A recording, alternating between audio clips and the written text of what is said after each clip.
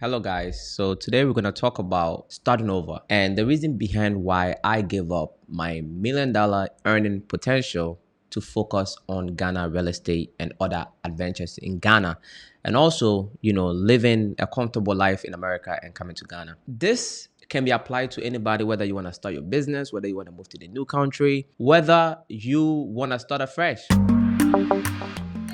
Most of our issues is to start something new requires some sort of humility. You have to be humble. You are an accountant and now you want to be in construction like me. You are going to be a novice, right? You are living an area where you are very good at, you are proficient, you are respected, right? You are earning money and you are leaving all of that to become a beginner in something where you have to learn from others. It's like from being a master to a servant. This is what most people cannot do, right? And people are stuck with what they hate for the rest of their lives. They know what they want to do, but because they are scared of how people are going to see them, right? Because you start afresh. Let's say you are 35, 40, and you want to go into a new space, right? You are starting afresh. And some of us don't want to start. So I gave up my $1 million earning potential. Yes, that was trading the stock market. I was pretty good at it. But there were some disadvantages as well, right? It's unpredictable as a trader. I can make a lot of money. I can lose a lot of money. It's a lot of mood swings. I quickly realized that when I had my 9 to 5 job at KPMG and I was trading, I was doing much better because I didn't have the pressure of having to make money in the stock market. After I left, I was still doing pretty well. But when everything started to crash and me not, having that earning potential right there and there, I realized that my psychology was a bit off. When I moved to Ghana, I decided to give all of that up, right? All I need is the internet. I can be a trader, but I decided not to trade for at least a long time, right? Until I set up a lot of residual incomes and I trade because I want to trade, not because I want to make money. So if I make money in the stock market, it's just an add-on, not because I have to make money to live on, right? Because the psychology that's required in doing that is totally different. Let's say you want to start your business, right? And you went to college, right, with your colleagues, when they are getting that good jobs, when they get that high earning jobs, and you decide to go start your business, you're going to start from zero. And some businesses is going to fail. Some of them is going to take 5 years, 3 years before you get to even earn half of what your friends are earning. But in the long run, if you run a business, you are absolutely going to out earn them as long as you keep growing and you are good at what you do. The humility that's required in the beginning when everybody is driving that, S-Class Mercedes and that G-Wagon and the Range Rover, and you just don't have the money for it. When you hear stories of successful people, they were laughed at, right? They were looked down on because their peers were doing far better than them, right? But they put their head down and they worked their butt off, and in the long run, they became successful. So I came from the same principle, right? I'm trading the stock market. I can make millions. I can lose millions. It's just unpredictable. It's a lot of stress. And I'm really not serving anybody. This is where that comes in. I am really not serving anybody. I'm serving myself. I go in the stock market, I look at a couple of numbers, I analyze charts, I analyze, some fundamentals, and then I go in, I make a trade, and I make money. I do not get any fulfillment out of it except the fact of making money. Like, it's a numbers game. Like, oh, I made this amount of money today. I'm happy, but it's not fulfilling. I'm not solving any real problem in the world. So it's empty at the end, right? You make money, but you are not really solving any problem. And of course, like I said, it's unpredictable. That's another side of it. What I'm doing now is more fulfilling because I am engaging with real humans and solving real problems. When I show land to somebody who is able to build after trying to buy land for 3 or 4 times in Ghana and get scammed, they are extremely grateful and happy that it happened. When I heard somebody who's never stepped a foot in Ghana before buy land and build a wall for them after hearing all these scary stories, the reaction I get is priceless. Yes, I might not make much on it, but in the long run, as I build name for myself, I'm thinking about long term, right? Thinking about building a business, you have to be thinking about 5 to 10 years from now, right? So in the long run, I am going to make money in the long run, right? We shouldn't think about today. That's the problem we have. So right now, when I left and I came down here, right, especially my first a year and a half, when my income really in Ghana went to zero. So I stopped everything. I stopped trading and all of that. It went to zero. And thank God I had some residual income coming in. But basically, I went to square one. And the people that are left in the States, right, in New York, where I have my earning potential, where earning $80,000, $100,000 a year, right? And some of them even more than that. And I came down to zero to start from scratch. Now I'm in a position where I'm going to out earn them, right? So it's not about competition. That's another thing. We compare ourselves to others, and that's something I am pretty good at. not comparing myself to others. I'm in my own lane. I'm not jealous of people. I can be with somebody with $100 million sitting down, and I really don't care. I just want to learn what they have to teach me and hang out with them if they're good people. That's all, right? What do you need in this world? You need a car to drive. You need food. You need a place to sleep. It's very, much simpler, right? But our jealous mind, right, make us overthink things. If you have food to eat, you got nice clothes to wear, you got a car, you got a place to sleep, what's your damn problem, right? And I understand this, right? That's why I made sure I built my house before I came to Ghana, because I was calculating. I know my essentials, right? The Maslow's hierarchy, right? I knew that I need a comfortable place, nice place. I'm not, some people are okay to live with, live in a 1 bedroom, a place that's not, I'm not like that. You got to know yourself. I like nice things. So I knew the place I have to live has to be nice. I knew that the car that I'm driving has to be clean and nice. And as long as I got something coming in and I can eat and then live this lifestyle, I'm completely okay. Everything else is extra.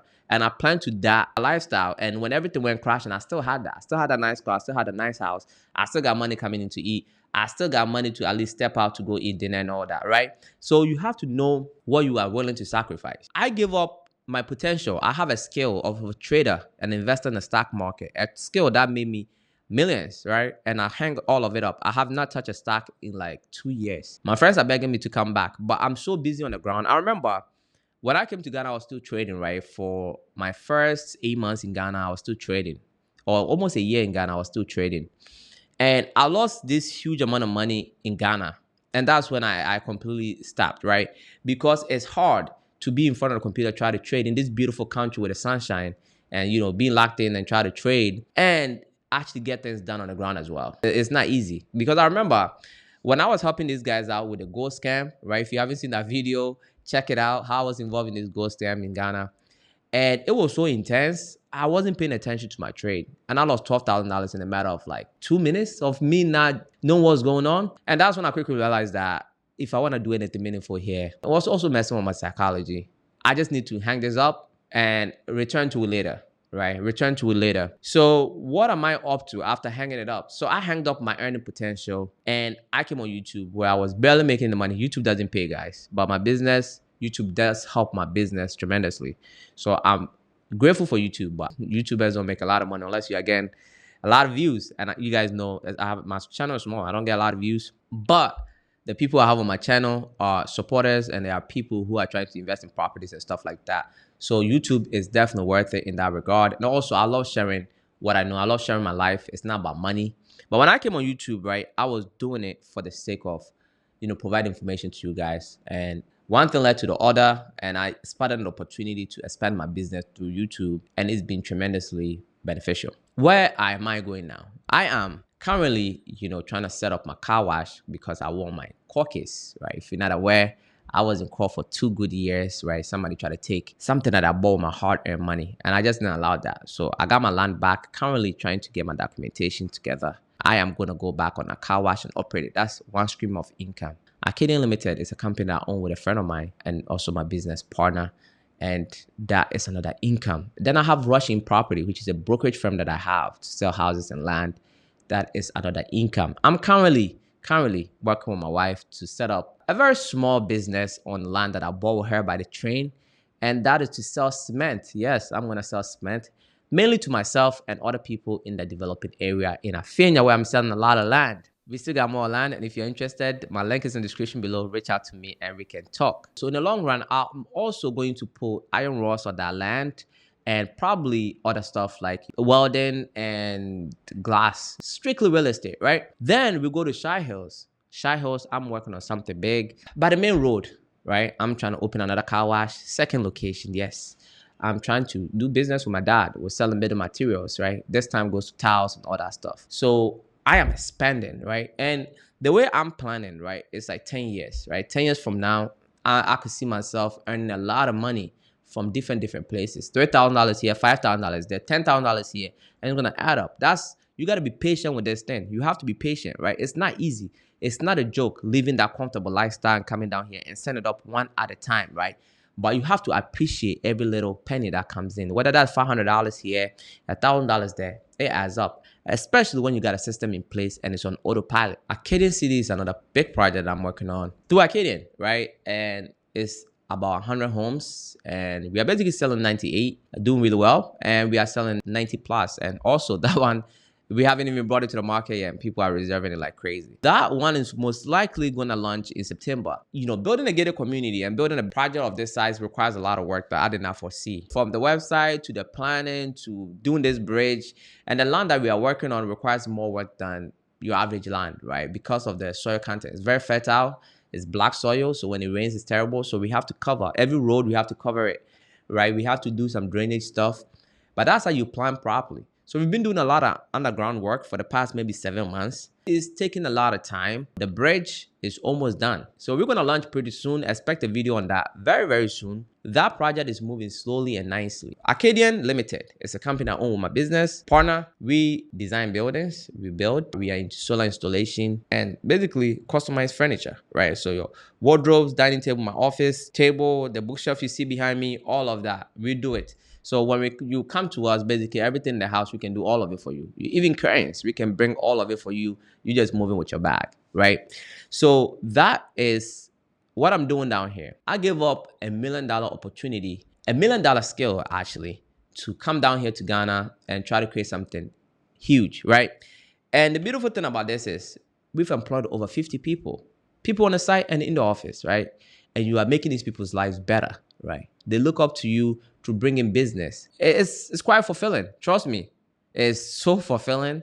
It's the amount of money I was making in the stock market for myself is nowhere close to, what I'm doing down here by, providing jobs for people and also making clients happy, making people happy, leading people to buy their first land in Ghana, leading people to buy land after trying multiple times, right? It's fulfilling. The reason why I said starting a business or starting a new life requires humility is because when you come down here, it's a new environment, it's a new skill. You are losing money, you're starting afresh. And if you don't have humility, your ego just not gonna allow you to do it, right? Because when I came here, like I said, for the first 2 years was hell.